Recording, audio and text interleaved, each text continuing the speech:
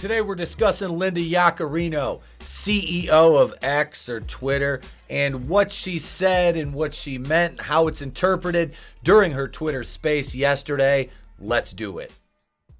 About the lack of content this week, situations and circumstances that are beyond my control have kept me away from making videos. I'm glad I've been able to get a couple streams out there. We did a member stream the other night for you guys, but we're here on the Gateway Pundit. Lawful but not awful. X, CEO, Twitter, for all intents and purposes, CEO Linda Yaccarino unveils new Orwellian X content moderation contrary to Elon Musk's own remarks. This came out this morning over on the Gateway Pundit, as I mentioned. So we're going to talk about this article and Linda Yaccarino and her statements in a Twitter/X space yesterday, and her comments on how they're going to treat content moderation and freedom of speech and how it relates to hate speech on Twitter. Well, we're waiting. X, formerly Twitter, owner Elon Musk defended the hiring of World Economic Forum globalist scum and former NBC executive Linda Yaccarino as the new CEO of X. When Musk was pressed on the hiring of Yaccarino, he responded, "Don't judge too early. I'm adamant about defending free speech, even if it means losing money." Now we know after he took over last year, a lot of advertisers and leftist weirdo celebrities vowed to, leave the platform in favor of Mastodon, which we know is You will never find the more wretched hive of scum and villainy. because that's where all the leftist weirdos went. But they didn't really leave Twitter. They all stayed here, of course, because they have to. Their egos won't let them leave. And then, of course, Threads, which was failed again. Remember, famously, Ron Gashman was, I'm leaving Elon Musk, I'm leaving. Brr. And he was going to Threads, which he never left because he's a mongoloid fuck. And he's back here, of course, on Twitter. But so Musk said, don't judge Yaccarino too early. Her statements operate direct contradiction to his statements about defending free speech. In April of 2023, during an interview by Yaccarino, Musk was asked if he'd be a little more specific and not tweet after 3 a.m. People in this room would like to see that. It would make them feel more confident, to which Musk responded, I will aspire to tweet less after 3 a.m. But it is important that if I were to say, yes, you can influence me, that would be wrong. That would be very wrong, because that would be a diminishment of freedom of speech, which Elon Musk is absolutely correct. The globalist brain of Yaccarino immediately kicked into four-wheel drive to try and save Twitter from the mud bog that is the freedom of speech. And sarcasm, says the author of the article, which if you couldn't tell. But I want to be specific about influencing. It's more of an open feedback loop for the advertising experts in this room to help develop Twitter into a place where they will be excited about investing money. Product development, ad safety, content moderation, that's what the influence is. Musk responded that it's totally cool to say that you want to have your advertising appear in certain places on Twitter but not in other places. But it's not cool to try to say what Twitter will do. And if that means losing advertising dollars, we lose it. But freedom of speech is paramount. These are words from Elon Musk, who owns it. But after an X space yesterday with Yaccarino, Musk's definition of paramount took a drastic turn. Freedom of speech is paramount has just been rebranded as lawful but not awful. What? What the fuck? That's just more Marxist, coded language for we're going to censor what you say, you bigots. How dare you, stand for anything but what these weirdos want to push on you and limit your God-given freedoms and rights. Now, I understand that Twitter is a platform and they do have a right to moderate content on there, but what they don't have the right to do is censor things that they simply, the people that are in charge of censoring them, disagree with politically. That is influencing the freedom of the flow of information and speech, which is wrong. Yaccarino said that you have freedom of speech, not freedom of reach.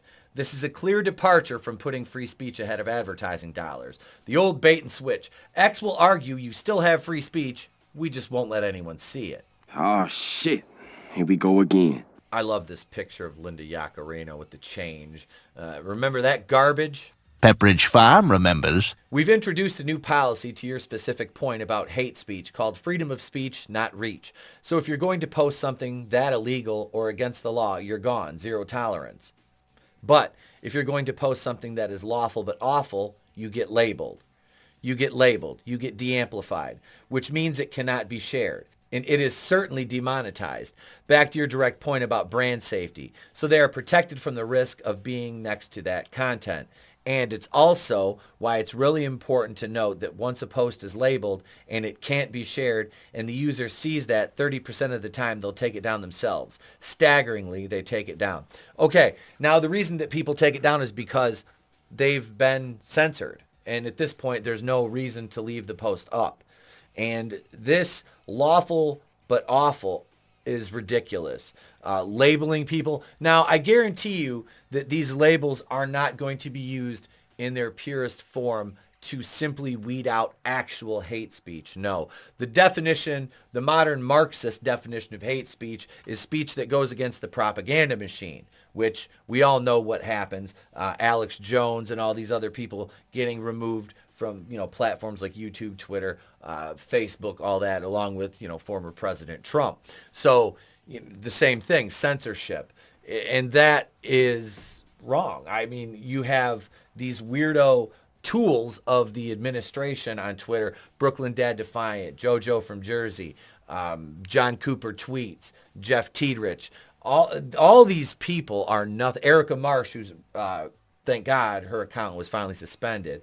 Those of you who follow me on Twitter know I go hard in the paint on these idiots because they're not people at this point. They're simply useful idiots. They're tools. But it's true. It's a hive mind collective. And I know what you're thinking, that exists on both sides. Cool. I don't prescribe to either of them. That's the thing. I don't prescribe to either of them. The reason I don't go after the far right as much is because I never once have supported anything from the far right. And by the far right, I mean the actual far right, the actual weirdo white supremacists. Those kind of people are scum. They always were. Nobody ever said they weren't. And that's why you have to go after the Marxists, because they're just as bad. But the Marxists have infected the media more so than the actual, white supremacists have. That's the caveat to this entire thing is, those kind of people control the media and the flow of information. Linda Yaccarino is one of those. Anybody who works for the World Economic Forum, I'm sorry. At this point, let's face it, you're working for the empire, okay? It's no secret. Like, God, I got to remember I'm on YouTube and not Rumble. So the interviewer asked, how do you define healthy, though? Is porn healthy? Is conspiracy theories healthy? Great question. Who is the arbiter of healthy at X? Yaccarino dodged the question. Of course she did. X will be doing this through content moderation tools that have never existed before at this company, according to Yaccarino. That's frightening.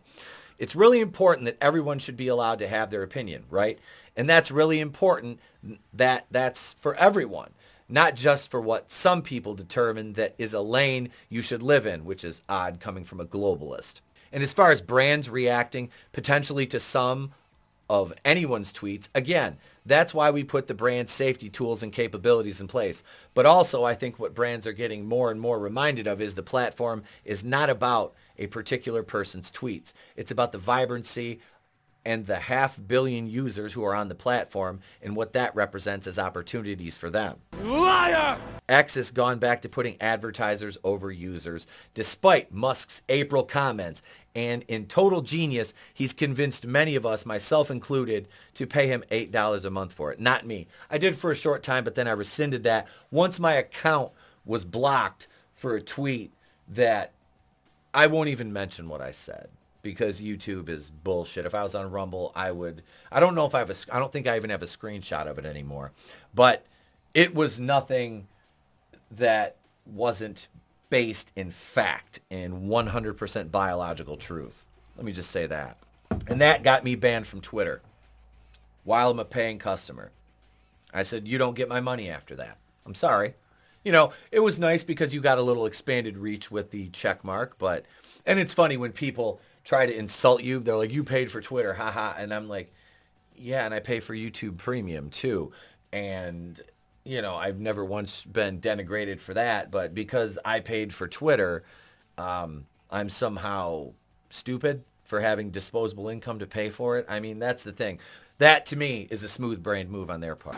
You stupid son of a bitch. The article concludes, I guess this is why so many of us are having shadow ban issues without even knowing why our posts are being intentionally squashed. And I'm almost certain that mine fall under that category because of how and what I say to these propagandists on Twitter. Because that's what heroes do.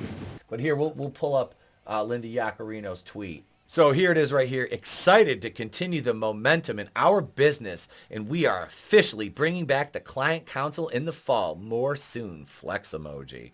Shut up, bitch! You go down the line here, and there's a lot of, Linda, you're the best. Great job from Elon, the parody account, of course. One guy, though, says your platform is biased and flawed, and you were doing a horrible job. How do I get a refund from the week of Blue I missed because he was back from a 7-day ban? And I'll just pull the original tweet up here. And it's, am I at risk for STDs? And this, I'll leave this on the screen so you can look at it. There's a lot of bootlicking here for Linda Yaccarino. I don't think this is a good move. I think this is a step backwards for Twitter. But honestly, though, folks, I mean, what do we expect at this point? You knew this was going to happen. The other shoe was going to fall at some point because the public are subjugated by the laws set by our corporate overlords, much the same as we are on every platform, YouTube included. But that's all I got for you, folks. Of course, you know what I think of this. I think it's ridiculous. I think it's going to end badly. I don't believe that Linda Yaccarino has any good intentions. Like I said, anybody under the influence of the WEF is compromised as far as their agenda goes. So there you go. Leave your thoughts in the comments below. Am I completely off base? No, I'm not here, folks. Let's be honest. If you're siding with the establishment at this point and you claim to be the resistance, open wide because here comes the boot. Leave your thoughts in the comments. Subscribe if you haven't yet. Much more to come. We'll have a couple more videos throughout the weekend. I'm taking the weekend off. No Saturday night's main event. But we'll be back Monday night with Going in Raw. Rest assured, folks. I'm Etep from the Place to Be Reviews. I've been here with all you. If I don't see you, have a great day, a pleasant tomorrow, and I will catch you on the next one.